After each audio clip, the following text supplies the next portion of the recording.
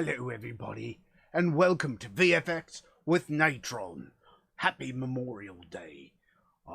So today, we're going to be talking about one of the most problematic and misunderstood aspects of VFX and computer graphics in general.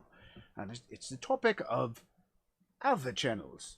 A lot of people don't really understand them. They think they mean one thing, and they actually don't mean the thing they think they do. So there's two types of alpha channels. There's what's called a straight alpha channel, which is also known as an unpremultiplied alpha channel. And then you have the premultiplied alpha channel. And there's pros and cons to both of them.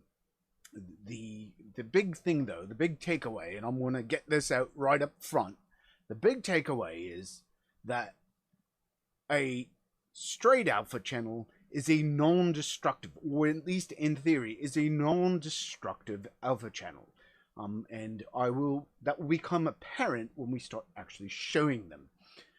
Whereas a premultiplied alpha channel is destructive. It actually modifies things and destroys the underlying image, which is it's not actually good. Well, here, let's go look at, we're not going to hop into Natron first, we're going to hop over to GIMP and Krita and actually look at a Photoshop image, because this Photoshop image has some alpha channels to it, or has a alpha channel to it. So here we are over in GIMP, and we can see over here on my right I have an image that we see a red ball, and over on my layers we see that I have a channel mask on the right hand side, and that I have a color image in here. And one of the things is if we go over to our actual channels for GIMP, we can see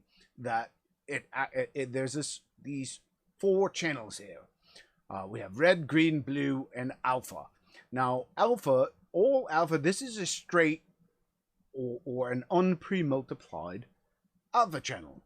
And everybody deals with these all the time. If you paint in GIMP, if you paint in Krita, if you paint in Photoshop, on layers, if you create a paint on channel masks, you're dealing with, all the channel mask is a straight alpha channel, or an unpremultiplied alpha channel. And it's what it's known as is it's known as a non-destructive alpha channel. Premultiplied alpha channels are destructive, and it will make sense when you export. A lot of times that's when people oftentimes deal with or turning the straight alpha channels into destructive alpha channels. They basically turn it, and it'll make sense because if I turn off this alpha channel, we can see this is the actual underlying image. You can see there's a lot more here than just a little bit of red. But when we enable that alpha channel, we see all we're left with is a little red ball. Now, this underlying image exists inside of my red, green, and blue channels. Okay, these are the four different channels. With a non-destructive alpha channel, this information is supposed to, a straight alpha channel, this information gets preserved. Okay, and by preserved I mean it's supposed to be untouched. All right. And one of the problems that we face in both Krita and in GIMP and in a lot of open source software, including Natron, is that they actually don't. And I'll show you the only thing that, or one of the few formats that Krita and GIMP both deal with properly as far as straight alpha channels is actually Photoshop documents, which is odd, because they're not the only ones that deal with straight alpha channels. Believe it or not, TGAs, TIFFs, there's several formats that can deal with straight alpha channels. But when these programs write them out to a file format, they actually do the equivalent of pre-multiplying and then turning it, and I'll show you exactly what that is in a short bit. I'm going to pop over to Krita because there's something weird about Krita. Okay, so this is Krita, And as we can see, we have the exact same situation. We'll first pop over here to the layers, and we can see Critter deals with it differently. When it creates the alpha channel, it actually creates the transparency map on a second layer. But Critter actually does something very, very strange if we are in the channels. If we look in the channels here, and we actually disable the alpha, our image disappears, which is not what should happen when you disable an alpha. If you disable an alpha, you're basically saying there is no such thing as an alpha channel, which means there is no transparency. In other words, you've created something that should be, in theory, opaque. This is not opaque, this is transparent. That is the opposite of what is supposed to happen when you turn off an alpha channel. If you turn off an alpha channel, you are supposed to go to opaque, not transparent. However, that's just a minor detail.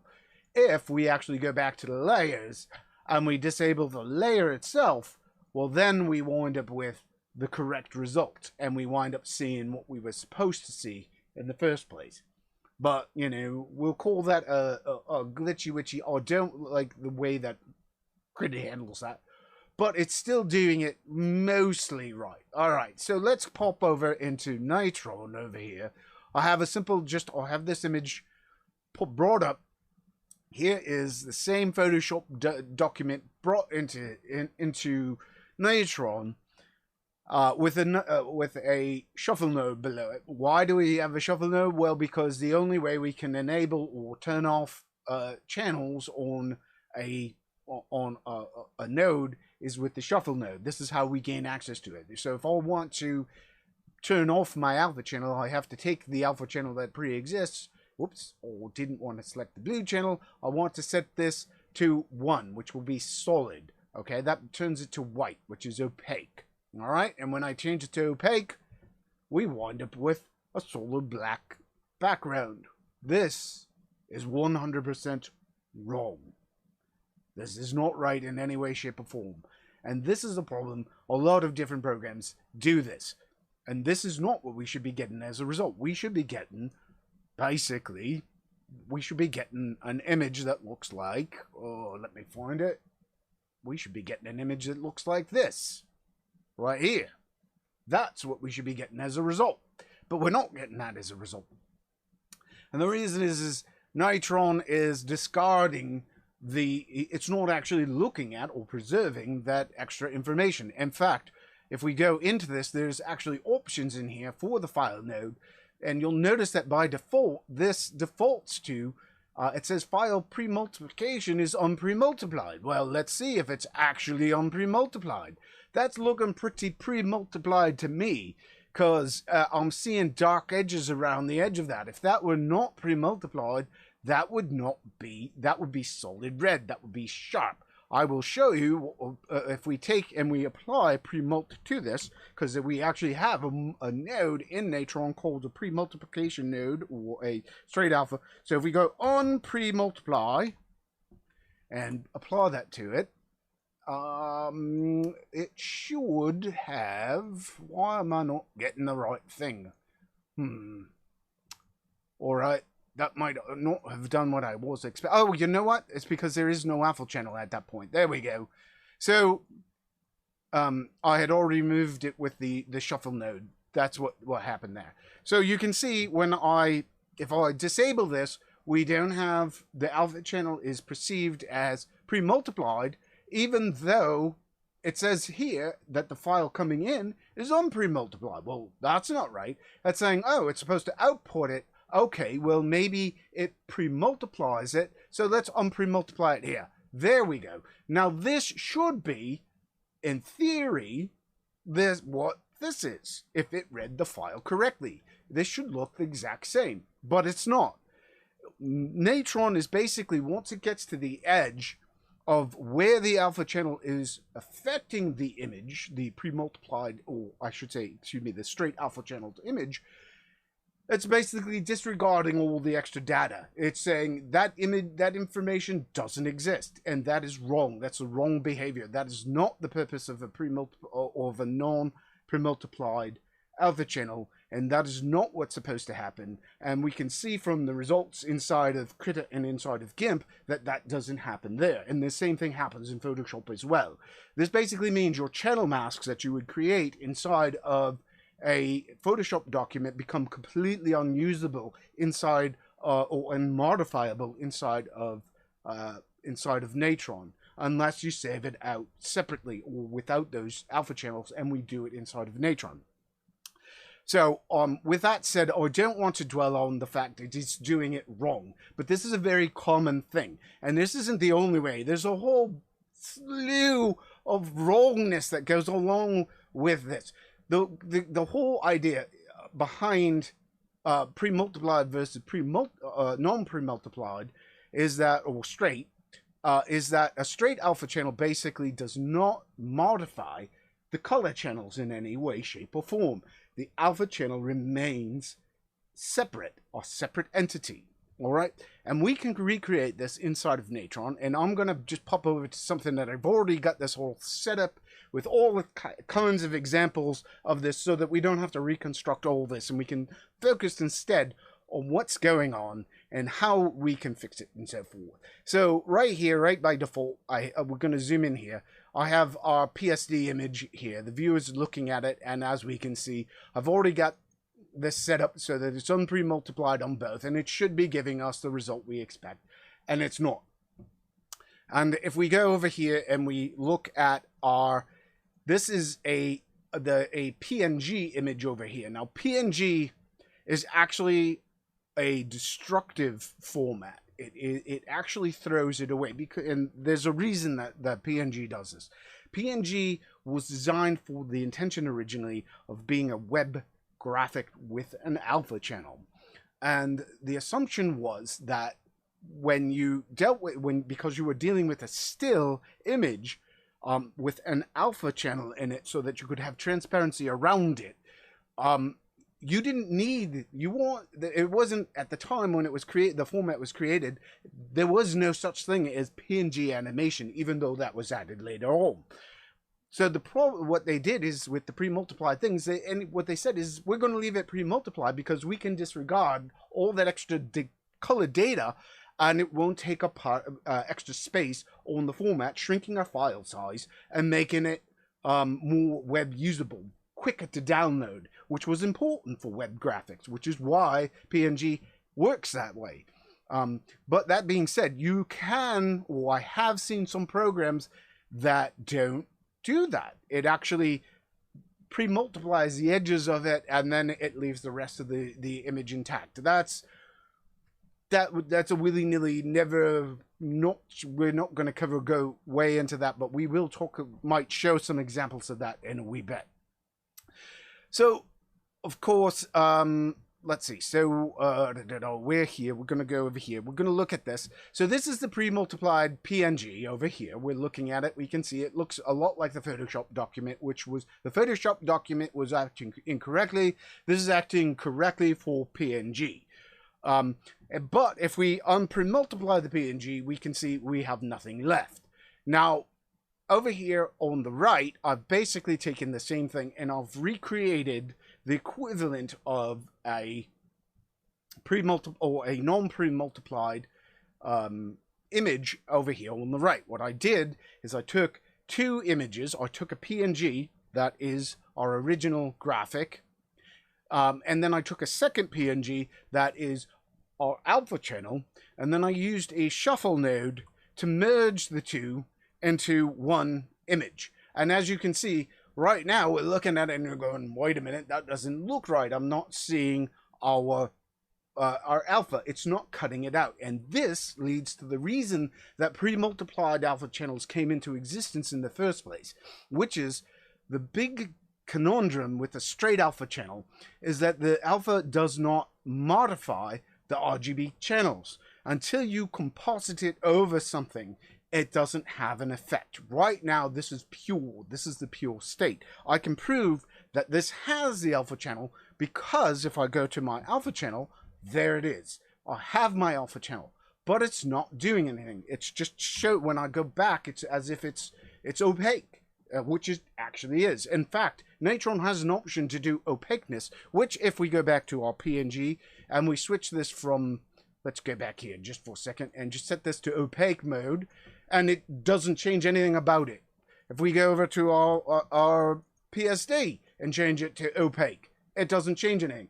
It's destroying that information. It shouldn't be doing it. Bad, Natron, bad. Anyway, let's go back over here. This is what an opaque or a straight alpha channeled image looks like. Now, you said to yourself, well, this isn't very useful. How do you deal with this? What do we do in this circumstance to turn it into something that looks like what we expect so we can see it? Well, Natron has these two nodes in it called Premult and unpremult, okay? And we already used the unpremult over here on the PNG to turn it basically from, well, if we set it back to its, they default to a premultiplied output here. This is what Natron defaults for the PNG. And we can see that when we apply, which is, by the way, it has the colors, the drop off, and then in the alpha, I'll actually go into that when I go into how we create one of these, because I'm going to show you why it's called premultiplication in a second. All right, but what unpremultiplied does, the unpremult does, is if we have an image that was premultiplied, we can turn it back to an unpremult image, which basically softens or hardens the edges so that these wonky softness, all the aliasing, is not handled in the actual RGB channels, but is handled solely in the alpha channel, so that when you merge it with something below, you don't wind up with something called a halo. And this is one of the reasons. This is the second issue with one of the issues with premultiplication, which is if you try to treat a premultiplied image as a non-premultiplied image, and blend it on top of something, you wind up with what's called a halo. What happens is the black actually gets shifted up to maximum value. So black value is arranged from black, which is black, and white, which is maximum value. Okay, a value of 0 is black, a value of 1 is white, or value of 255, or whatever your scale happens to be for the image format you're using. All right, so if we think of it that way, what's going to happen here, all right, if we look at the premult, these are naturally already set. These are being multiplied with the background, all right? And, all right, I said I was going to talk about this. So let's create it. How do you create a multiplier? How does this actually work? How does it create it? Well, we started over here with our original image. Let's fit this. Boink. All right.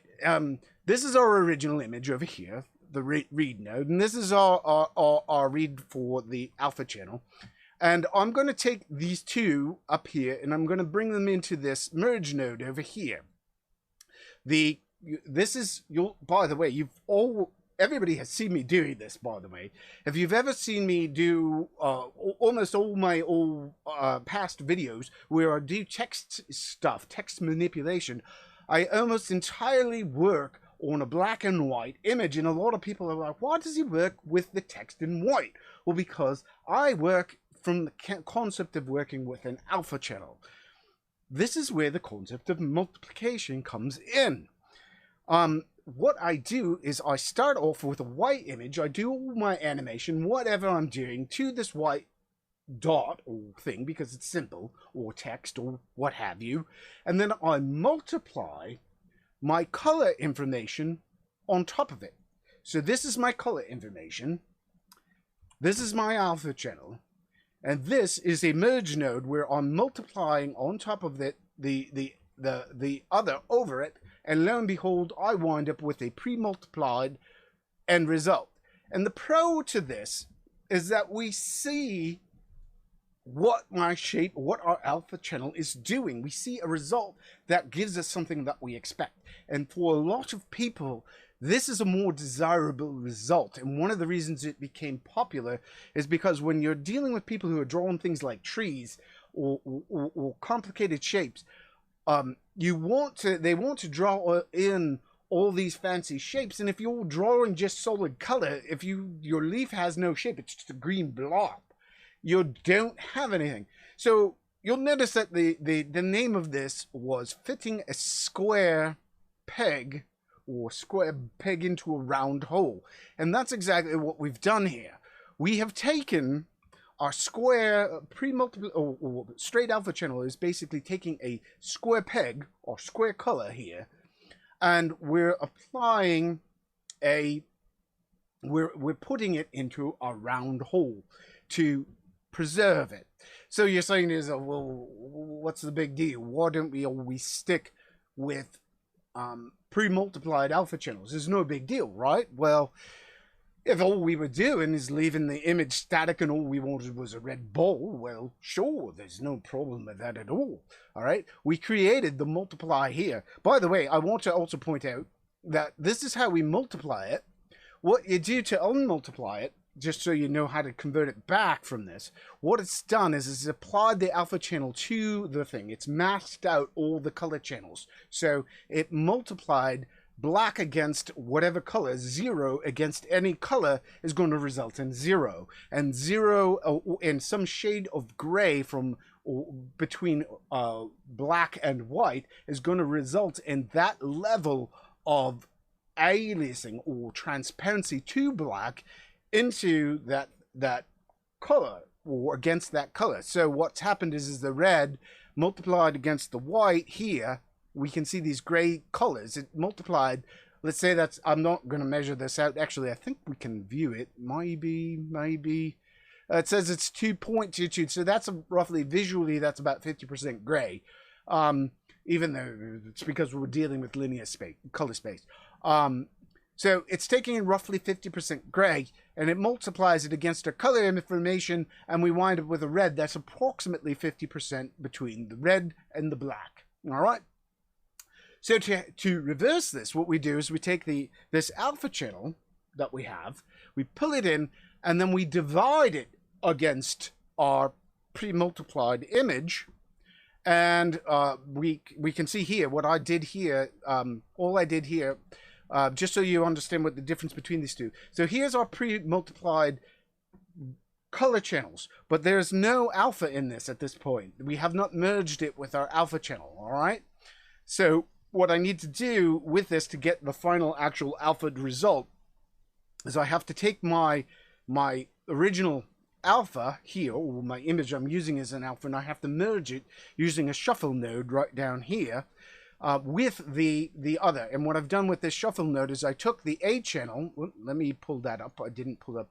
You can see that our A channel is handling the red, green, and blue, and our B channel, which is coming from over here, is handling the alpha. So what I've done, I've taken the red channel, which is white, in our original image. That's all it is. All three channels are, here we go to R, as we can see, red channel is white. So if we go to the red channel over here, it's still white because we're still in the red channel. But if we go to the alpha channel here, we can see that all it is a copy of the red channel from our original image pulled in and turned into our alpha. So the difference between this and this is that we've added the alpha in, so we actually have a final pre-multiplied end result out of this shader toy node. Oh, out of this, excuse me, shader toy. Yeah, shuffle node. All right. So how do we get it back? How do we convert it back? How does it work? How does the process work? Well, it works in the opposite. Instead of multiplying here, what we would do is we would take our pre-multiplied or our alpha channel, we'd pull that in, and we would divide that against our color information here. So in this case, what I actually did is I just took our actual final result and I pulled it in and into the B channel of this, and I divided it against A with A over here. And if we zoom in, we'll watch, and I can go down here and I do that, and lo and behold, by dividing it against it, we get the exact same result as, or pretty much the exact same result as what we get over here. Now see, this and this are identical. This is the actual on pre-multiplication node that does this all in one single node, so you don't have to figure this all out for you on your own. But that's exactly how it works. All right, so there we go. We've premultiplied it, and if we look at it, we still have the alpha channel. Oh yes, and that's a key thing. When we do the division, when we output it, we also want to turn off, because we don't want the alpha channel to be to actually be unpremultiplied. We don't want to remove that. So for this merge node, I would uncheck that for the output. All right, so that's how these two nodes right here work. This one premultiplies it, this one unpremultiplies it. All right, so let's go back to our original source and look at it and say, all right, so here's our created, oops, we're looking at the alpha channel. Here's our created true straight alpha channeled image. This is what we should be getting over here off of this PSD. This is what it should be importing as. Like, we've recreated it by separating those two things, saving them out as separate entities and recombining them inside of Natron. So we actually have an image, a straight image with a straight alpha channel, and we need to turn this into a premultiplied image. Well, we go down here, we add a premult node to it, and lo and behold, we wind up with the same result. And if we, oddly, here's something about this. If we go to the unpremult node, all right, and we apply that to the result of that premultiply node, you'll notice that the premultiply node in Natron destroys that information. That's actually kind of bad. That's not what it should do, or at least I don't think it should. Let's see. You'll notice my premult node is doing it as well, which is because we're not actually doing the final step. There's one other step in this, but I'm not going to get into that because, but what we should actually end up with is if I do an unpremult to, if I apply it, we should wind up with this. Now, the way you would do that is you would actually take and premultiply the alpha channel and then composite it against itself. And that's something I could talk to a developer if a developer wants to know how to actually do that properly. All right. So this is what we should wind up with out of a premult node as opposed to this. But you can see both of these will result in basically the same type of alpha channel with an image that where the edges of the pixels are not, the color pixels are not actually dealing with the alpha at all. The alpha is all being handled by the alpha channel only. The color channels are not messing with it. So why would you want this straight alpha channel anyway? What's the purpose of it? Well, let's zoom out a wee bit and add this little animation over here. All right, there's this animation over here, and let's fit this and hit play. All right, I have this ball. All I've done is I started spinning it. All right, and what I'm going to do here is I'm going to spin it, and then I'm going to composite it over a blue background. Why? Well, I didn't actually want the ball to remain red. I want the ball to remain, I want the ball to be whatever the color values are. Well, the premult node, right now I'm spinning everything. I'm spinning the entire, what this is actually showing us is I'm actually spinning the entire graphic, the black and the red. So if I go over here to this, let me just make sure, oh yes. If I go over here to this one, I'm getting the exact same result by default with this. In fact, if I take this, just to remind people, this unpremult node is currently sampling off of our original unpremultiplied graphic.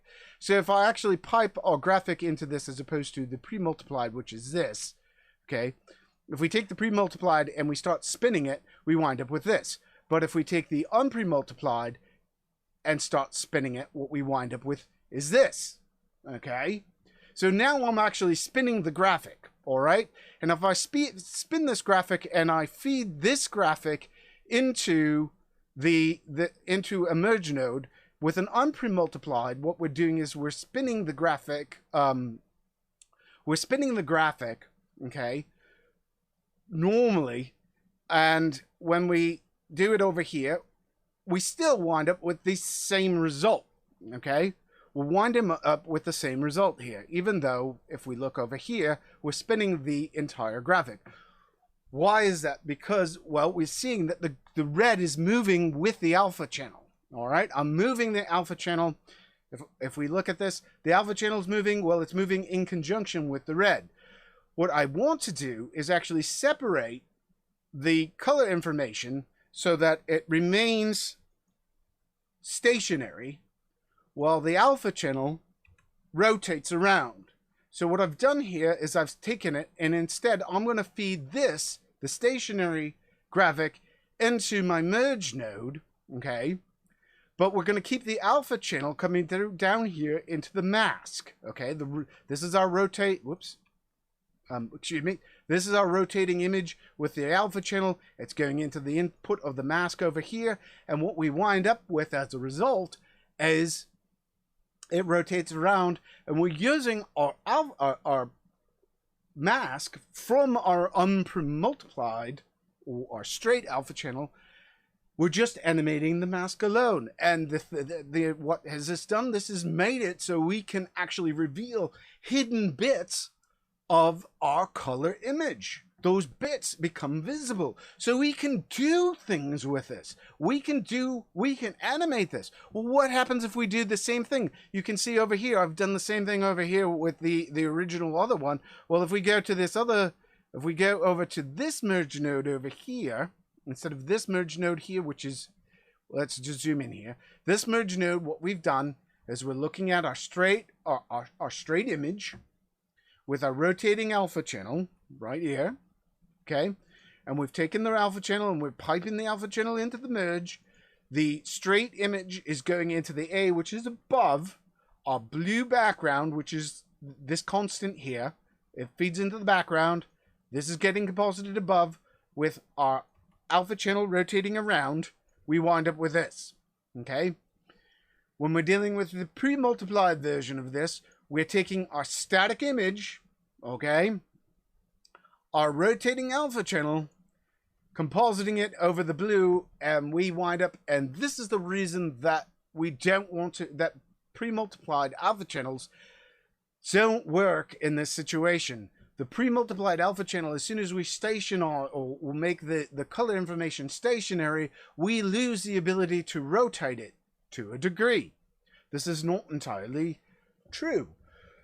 In some forms of programs, not all programs actually save the pre-multiplied alpha channel out as pre-multiplied. They actually can save out that extra color information. It comes down to the format. PNG, as far as I know, throws away anything outside of the initial alpha zone, so to speak.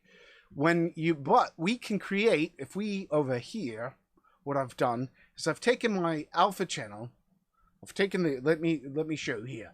I've taken our original image and I've rotated it 3 different directions, so and then I merged them all together. So what we wind up with is a pre-multiplied image of this is a pre-multiplied image. We have it and it's pre-multiplied. And if I put it, let me make sure I'm looking at this correctly. Oops.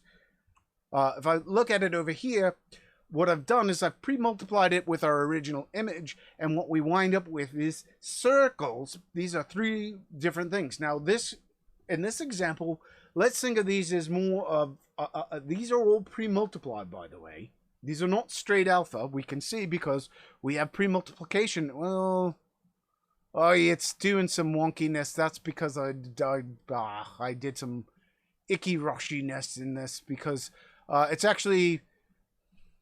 not a perfect alpha, because I took when I made this, I actually I have color information. If we go back to this, you can see this color information in there. That is getting added into this, and we're just going to have to assume I was rushing this, or didn't practice a perfect thing. What I should do is pipe this in the B. I should make it so the RGB channels are pure white, and then it would multiply properly here, and we'd wind up with the proper colors over here. Anyway, But what we're seeing here is something that is more or less a pre-multiplied. And by the way, this is actually haloing. This is haloing, and this is a problem with this is actually the problem. Where one of the conundrums. I didn't think I had an example of this, but I have it right here. What I've done here is I pre-multiplied against something other than black. And what the problem this results in is that now what usually happens is if you pre-multiply against black and then use it as a straight alpha channel, use your alpha or as an unpre-multiplied alpha channel, you wind up with a white halo because black has no color to it. But if you pre-multiply over a color, your halo becomes the actual color of whatever color you pre-multiplied against, which creates a problem in a lot of programs because most programs assume when they're unpre-multiplying that you're unpre-multiplying against black. And so if you don't unpre-multiply against the color, it means that you'd have to manually unpre-multiply against the color. You'd have to do the divide against the color as opposed to against black, which we're not doing, and that's why we're winding up with this funky halo here. That's a problem. And it's a problem I created, and this is why it's always there's all this issues. And this happens in a lot of video games. If you see white at the edges of things that should be transparent, that's because they used something that should have been pre-multiplied with a unpre-multiplied alpha channel. They treated it as a straight alpha channel. All right, so anyway, I wanted to bring this up only because if we go over here to this, what I've done is I made it so that you'll see that I took the result of that thing there, and I brought it down here. And if that happened to have had true straight alpha channel, we could do something like this with even a pre-multiplied one, which could be useful. Let's talk about a situation where this could be useful. Now, obviously, rotating around this pre-multiplied thing that has extra color information, if the format supported it. Again, PNG does not support it, but other pre-multiplied formats, what they'll do is they'll pre-multiply out to the edge of the alpha, and then they'll leave, once they get there, they'll leave the rest of the color information alone. This situation, I've removed it all. Well, actually, I haven't removed it all. I've created 3 or 4 extra colors out here. So let's picture this as something like a stoplight for if you're creating a game and you had a stoplight. By just manipulating the position of our alpha channel in the game, it's a lot easier to pull in a single image with 3 colors that represent your different things. You could say that, you know, the green, you have a green light, a red light, and the blue would be your yellow light, and they'd be positioned one on top of the other. And by shifting it in increments of whatever, you could, in theory, create a light that turns on and off by just superimposing an image, a static image of a light in the background with a glowing light as your pre-multiplied alpha channel or your pre-multiplied result on top. Now, one of the other problems this example has, and you probably noticed it in a lot of the over here, was that I didn't build this because I was doing this very, very quickly, or didn't build this example with a so it's perfect. You can see we're actually bleeding into our side colors over here, so we actually have a little bit of those colors. But when we actually look at the real McCoy, you really don't notice that yellow here. And if we went over and we looked at that superimposed on top of it, we would see that it's actually here. Let's pull that back. Let's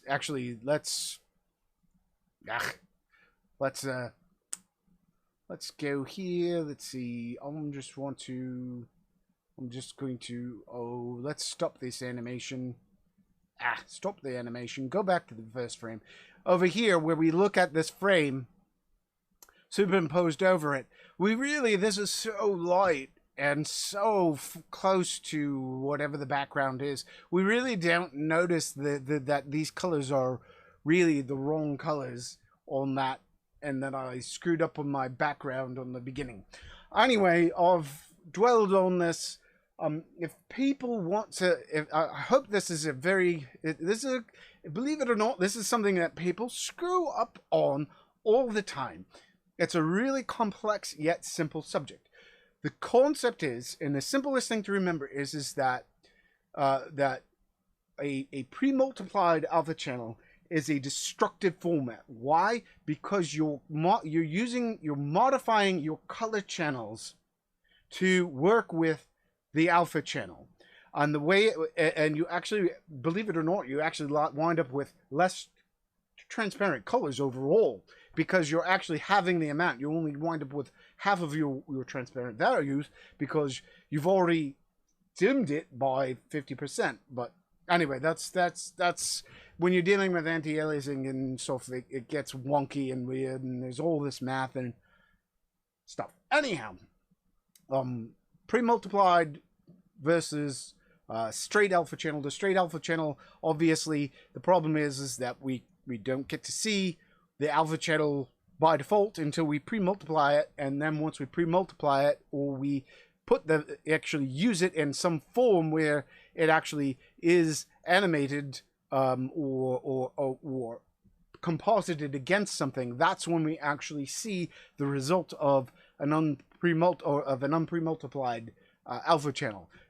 We didn't actually, if we look at it before this point, we don't see the result until we actually see the final thing, which, wait a minute, that's not right. We're not looking at the correct thing.